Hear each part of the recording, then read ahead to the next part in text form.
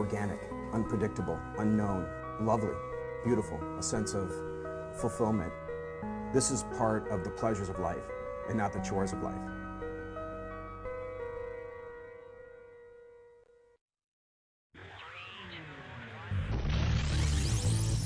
Coming up on Daily Iowan TV, protesting the Chauncey. We'll tell you what one local group says needs to be stopped in Iowa City. And crime and weather correlations, find out how warmer weather has been leading to more crime in Iowa City. And in sports, we're taking you inside the quarterback battle on the gridiron. All that and much more coming your way next. Stay tuned because your Wednesday edition of Daily Iowan TV starts now.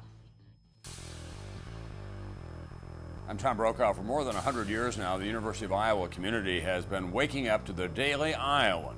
Today, it's the largest newsroom in eastern Iowa.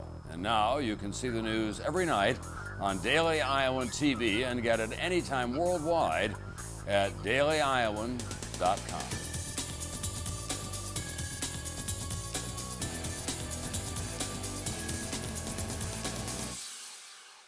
Thanks for tuning in to your Wednesday edition of Daily Iowan TV, and happy first day of May. I'm Brad Maxwell. And I'm Iowan Simic. A new organization called the Iowa City People's Association protested the proposed Justice Center and the new Chauncey building. The Wednesday afternoon protest took place at the corners of College and Gilbert Streets, where the Chauncey will be built.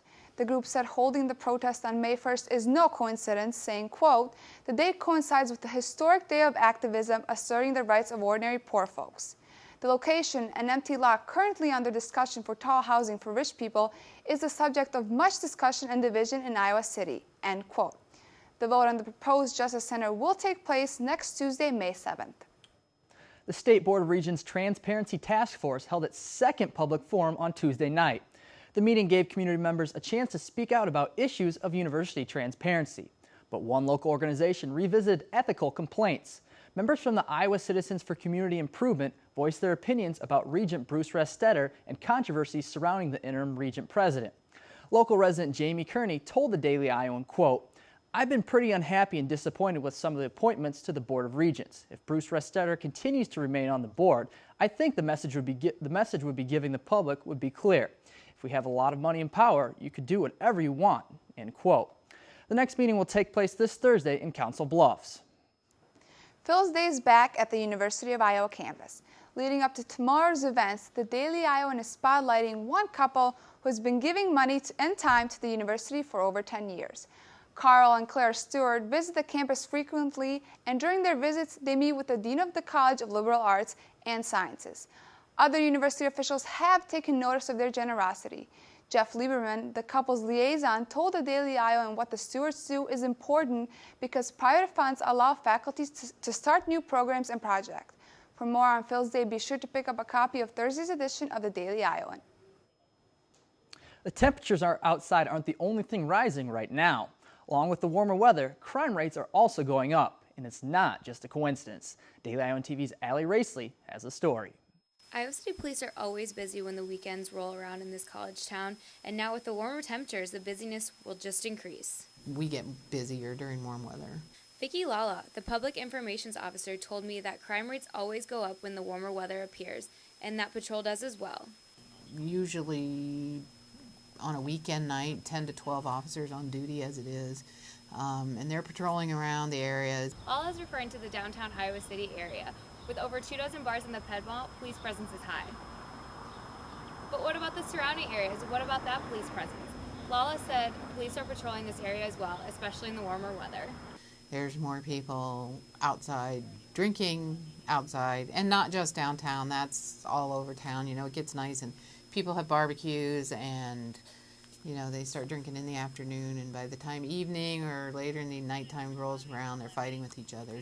With fighting and assault-like behavior going on, Lala gave me some tips on how to stay safe. Don't walk by yourself, safety in numbers. Don't talk on your cell phone. Unplug and take out those headphones. And remember to always be aware of your surroundings. With those tips, you should be able to stay safe and enjoy the outdoors. I'm Allie Raisley for Daily Iowan TV. If you have a crime report, either call 911 or call the number at the bottom of your screen. And still to come your way on Daily Iowan TV, Taking Back the Night. Find out how one group is standing up against sexual violence. And in sports, we're talking Stanley Cup playoffs in just a bit. But first, let's check in with our own Logan Edwards for a look at your weather forecast. Logan, can we expect more warm and sunny days to come? Thanks, Giovanna. Well, it was a beautiful day outside on Wednesday. The sun was shining and people could be seen on campus having class outside or on the Iowa River. But don't expect that nice mid-70 weather to stick around for long. Thursday morning will be a high of 41 degrees with an 80% chance of rain. The afternoon temperatures will rise to a high of 46 degrees and an even higher chance of rain. During the evening, the temperatures will rise to 48 degrees. Now, taking a look at the rest of the week, Thursday will be a high of 50 degrees with a 90% chance of rain. Friday, the temperatures will rise to 54 degrees and an 80% chance of rain. Saturday, the temperatures will rise to 63 degrees, but there will only be a 50% chance of rain. Saturday will be sunny with a 66% chance of rain, and on Monday and Tuesday, the temperatures will see a high of 72 degrees with cloudy skies. That's all I have for weather. Remember your umbrella and boots for the rest of the week, and back to you guys at the desk. Tuesday evening, students gathered on the Pendergrass for the Take Back the Night event. This event has taken place in Iowa City since the 1970s, allowing victims of sexual assault to speak out to the community.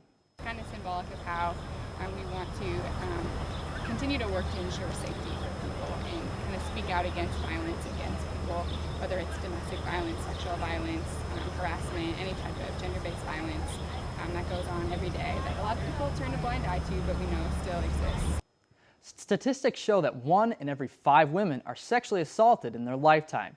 The event began with a rally leading to a march through downtown Iowa City. Many held signs demanding society put a stop to sexual abuse. Afterwards, victims shared their personal experiences. This event wrapped up April as Sexual Assault Awareness Month and continues to raise awareness of violence in the community. Iowa City officials are calling for more discussion when it comes to affordable housing after the Iowa City School District's diversity policy passed. The policy aims to balance the socioeconomic levels throughout the district by distributing the percentage of students participating in the free and reduced lunch program across the district. On Monday, officials discussed a need for equal opportunities for finding affordable housing, but according to the school board officials, that could be difficult to distribute students since affordable living would be concentrated in some areas and not others. School board president Marla Swayze said, quote, "We're trying to keep that from happening. Maybe we can start talking about how we can do it," end quote. The diversity policy was passed by the school board in February after months of deliberation. And now from Iowa City to Des Moines. The Iowa Senate passed a bill on Tuesday worth $119 million. The infrastructure bill channels mostly state gambling profits to a wide range of environmental and building improvements next fiscal year. The bill will now go back to the House for consideration and will most likely end up in a conference committee to discuss the different opinions of the two chambers. Senator Matt McCoy, who is the floor manager for House File 638, said, quote, "This bill is about moving Iowa forward," end quote. Well, Brad, I hope you started watching the NHL hockey playoffs last night. They had a couple of interesting games. Yeah, I saw there was a lot of close action last night, so we'll turn over to Alyssa Bergamini now for all your Stanley Cup updates. Alyssa? Hey guys, welcome back to the Daily Iowan TV Sports Studio. Today we'll take you inside the battle for the starting quarterback position for the 2013 football season, and also give you a look at the Hawks' struggling season on the diamond. And all you Blackhawk fans better stick around because we will touch on the NHL playoffs. So let's get started. The battle for the starting quarterback position is still up in the air, even after Saturday's spring game. Jake Rudock, Cody Sokol, and CJ Beathard all split snaps with the first team offense. And with game-like experience, Rudock is starting to feel more comfortable with the offense in its second year under offensive coordinator Greg Davis. Overall, pretty good. Start a little slow and then start to pick it up, get a little more comfortable towards the end. And I mean, that's football. You got to keep grinding it because one play might be really good and the next play might be bad, and you got to try to stay even keel the whole time. It's come a long way. Before, it was just the quarterbacks had no signals. Now everybody knows them. We don't really have to say a word unless we're checking something or changing something, and everyone's starting to get a lot better, and it's working very smoothly. The pressure of not knowing who's starting next year might rattle some players, but Cody Sokol isn't letting that bother him, and instead is just focusing on his play. All I can do is just keep going out, doing the best I can, keep working. That's the coach's decision. It's no surprise that head coach Kirk Ferentz isn't showing his cards when it comes to who has the edge to be the head signal caller come August, but he's pleased with the strides that have been made by all three competing for the job. You know, the obvious thing is none of them have played yet, so today, you know, it's not an official game, but at least it gives them in game situations and game circumstances, and it'll be a good learning tool for all of them. And I think, you know, the good thing about all three guys right now, they'll be able this summer to go back and look at these 15 practices, and I think it'll mean more to them, and hopefully all three of them will play even better when August comes around. The spring game last Saturday wrapped up practice for the spring. Official practice begins later in the summer. With input from the most well-known coach on campus to the coach who doesn't receive as much attention, Iowan Simic explores the positions women coaches hold. Signed into law in 1972, Title IX created major changes in our education system, such as women and girls found new opportunities both in classrooms and on athletic fields. Although Title IX has had a positive impact on participation for female athletes, there is a decrease in the presence of women in other areas. The number of women who are now in coaching positions, or who are, even more important, who are in administrative positions. When Title IX was passed, women's teams were coached almost exclusively by females. Today, that number has steadily declined.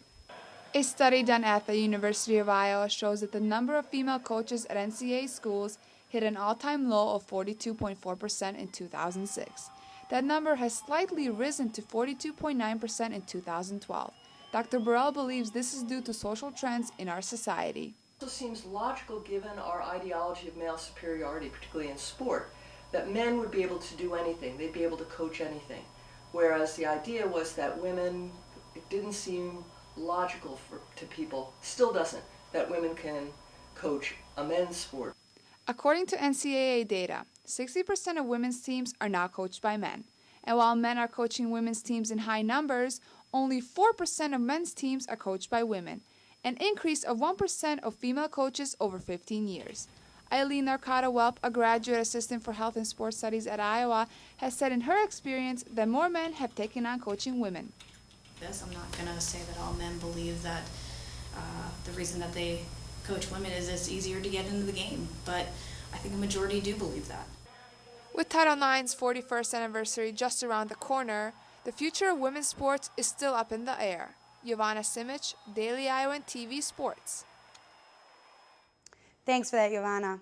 With 16 wins and 23 losses, the Iowa baseball team continues to struggle. The Hawks dropped their series 2-1 to Minnesota this past weekend with two tough 10-2 and 9-5 losses. They took on Milwaukee on Tuesday night, and the trend continued as they allowed 15 hits. Milwaukee jumped to a 10-0 lead before Iowa was able to cross the plate. The Hawks scored 2 runs in the fifth, one of them coming from catcher Anthony Torres with a hit down the left field line. The Hawks would place another run in the sixth, but that would call it a day as they fell 10-3. The teams will be back in action on May 3rd as they travel to Ann Arbor to take on Michigan. With over half the school's enrollment made up of native Minnesotans and Chicagoland area students, last night's Stanley Cup playoffs opener between the Wild and Blackhawks had Iowa City buzzing, and the game didn't disappoint. The Wild starting goaltender Nicholas Backstrom was a late scratch from the game, forcing backup netminder Josh Harding into an unexpected start. It was no issue for Harding, though, as he made 35 saves last night. However, it wasn't enough as Brian Bickle netted the game-winning goal in overtime after a beautiful pass from Victor Stahlberg, giving the Blackhawks the 2-1 victory. Well, that's all for us tonight in sports. Back to you guys at the desk. Thanks, Alyssa. And only with Daily Iowan TV can you get a sneak peek into Wednesday's pages of the Daily Iowan. Find out why downtown bar owners are filing a petition to get the 21 ordinance on the ballot once again. And hear the update on the construction and grant projects underway at the Iowa City Airport. That's your latest edition of Daily Iowan TV. You can check us out tomorrow at the same time or anytime online at dailyiowan.com. Thanks for watching and have a great night.